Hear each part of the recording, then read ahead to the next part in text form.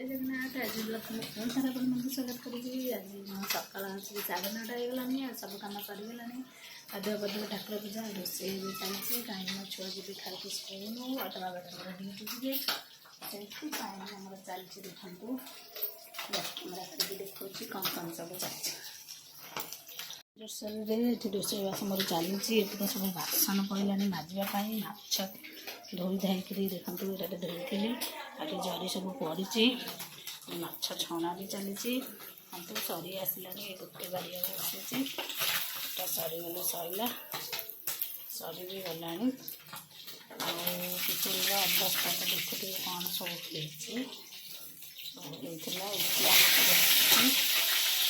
माछटा केवल छणा सरीगला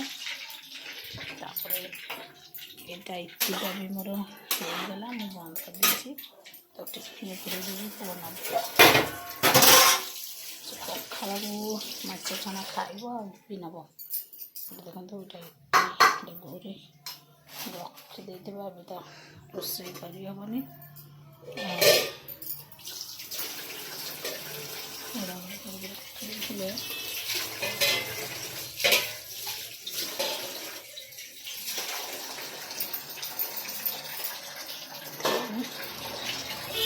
बासन सब समस्ते खाइबा भी पूरा पसर हेड़े देखिए कौन कर खाइबा पीवा समस्त बाड़ी देती आलू भर्ता भी करी कहीं बड़ पुआ से पखाड़ खाइबनी तेणु आलू भर्ता को रुटी खाइब सान पुआ नब कौन जमा मानुनी गंजी गुरा ना कि तार अच्छी पिंधुनु कौन पाई ना तू टे नहीं तार मुझे टिफिन रे पूरे देवी रुटी खाइबुनी इपी खाइबुनी आ कौन खाइबुनी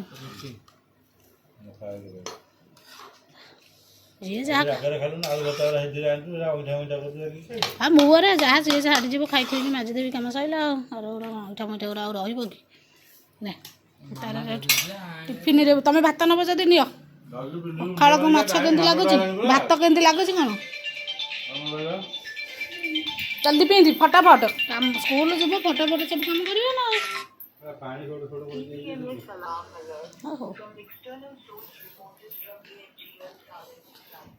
गंजी पिंधिकी सार्टा पिंधिले भल ना कौन तो इच्छा सब बेले तो काम करू तू टिफिन आने पानी बोतल टिफिन थोदेला खुण खाई पी देला खुण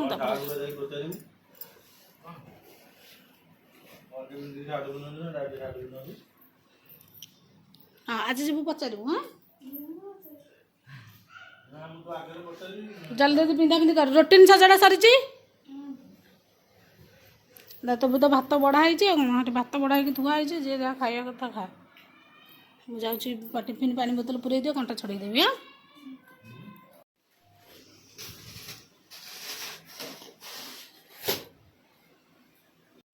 तो बासन सब पड़ी आगे मजिबी जो कथा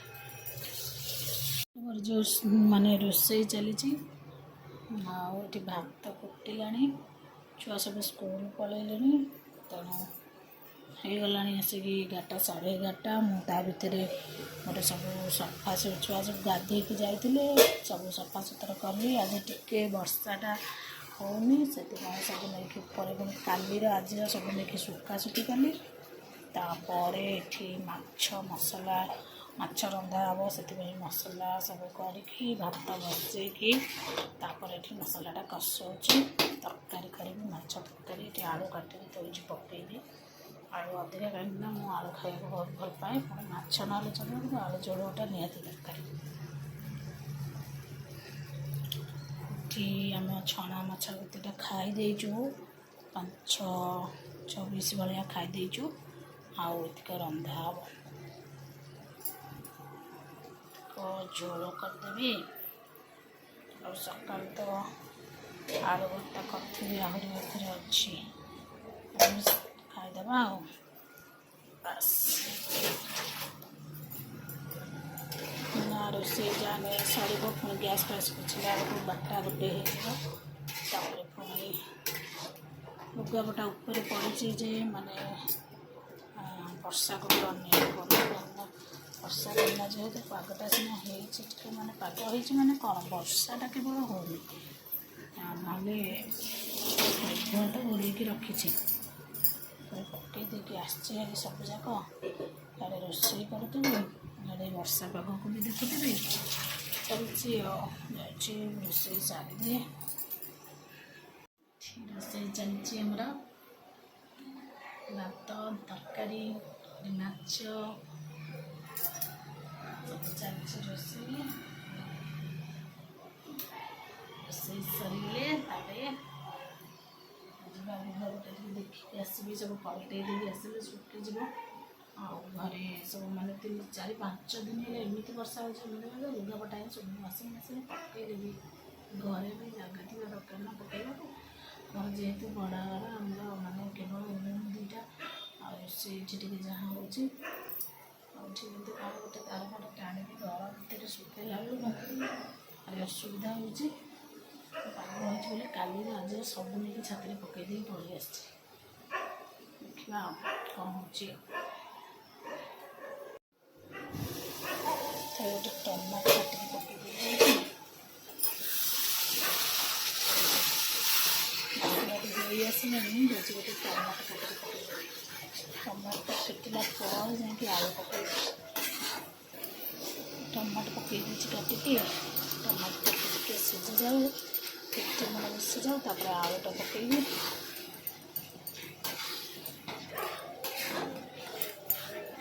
ପକେଇ ସାରିଲେ ଧନିଆ ପତ୍ର ଅଛି, ଗରମ ମସଲା ଅଛି, ପଡ଼ିବ। ଭାତଟା ଫୁଟିକିରି ମାନେ ପୁରା ଚିଟିକି ଦେଉଛି ଆଉ ଟିକେ କମେଇଦେବା। ଆସରେ ଅଛି।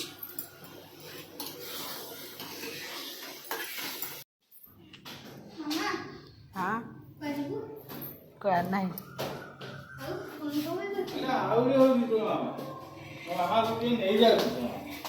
ତମେ କହିଲନି ଯାଉଛ ବୋଲି, ମୁଁ କହିଲି ବୋଧେ ଆଗୁଆ ବାହାରିକି କୁଆଡ଼େ ପଳେଇଲେ ନା କ'ଣ। ଯାଇଥିଲି ପୁରା ଟିକେ ଟାବ୍ଲେଟ୍ଟା କମ୍ପ୍ଲେନ୍ ଦେଲି। ହଁ ଏରା କ'ଣ ଆଣିଛ?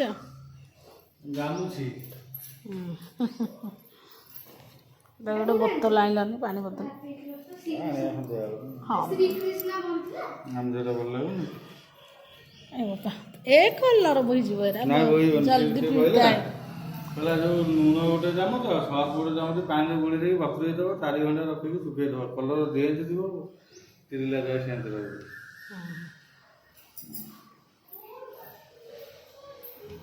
ମୁଁ କହିଲି ମୁଁ ଭାବିଲି ତମେ ଗଲ ବୋଲି ମୁଁ ଆଉ କିଛି ହେଲିନି। ତାପରେ